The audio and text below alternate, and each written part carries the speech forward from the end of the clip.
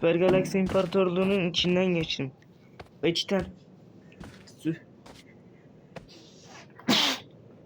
cezam bu mu yani? Ya bu ödül lan, zırhlı savaş aracı vermek. Süper Galaksi İmparatorluğu çok saf. Ah, ah.